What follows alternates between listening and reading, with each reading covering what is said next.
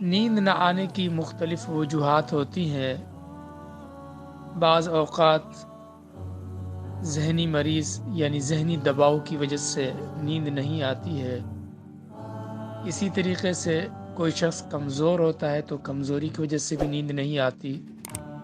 بیمار ہے تو بیماری کی وجہ سے بھی نیند نہیں آتی ہے۔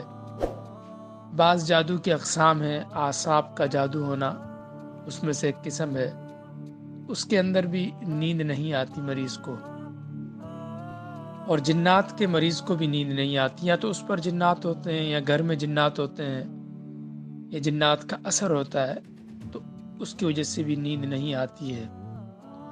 اگر کسی شخص پر ذہنی دباؤ کی وجہ سے یا سر میں شدت درد ہونے کی وجہ سے نیند نہ آ رہی ہو تو بہتر یہ ہے کہ سرسوں کا تیل لے لے یا زیتون کا تیل لے لے اور اس پر بسم اللہ الرحمن الرحیم 21 مرتبہ پڑھے، 1 مرتبہ منزل پڑھ لے،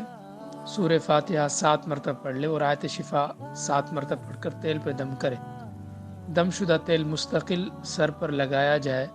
تو اس سے سر کا درد بھی ختم ہو جائے گا اور جو ذہنی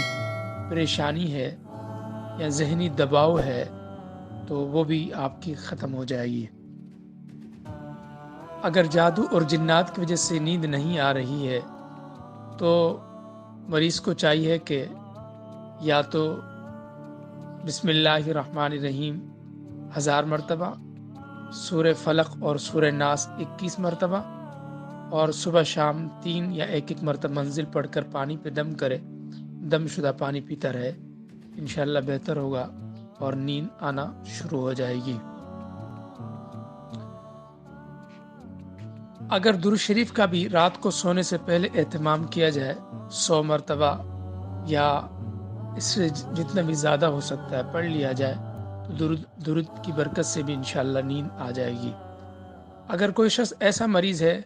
جس کو مستقل نیند نہیں آتی ہے اور ہر دوا اس نے استعمال کر لی ہے، اس کے باوجود بھی اسے نیند نہیں آ رہی ہے،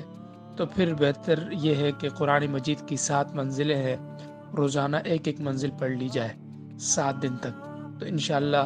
نیند کی جو بیماری ہے وہ ختم ہو جائے گی اور نیند آنا شروع ہو جائے گی۔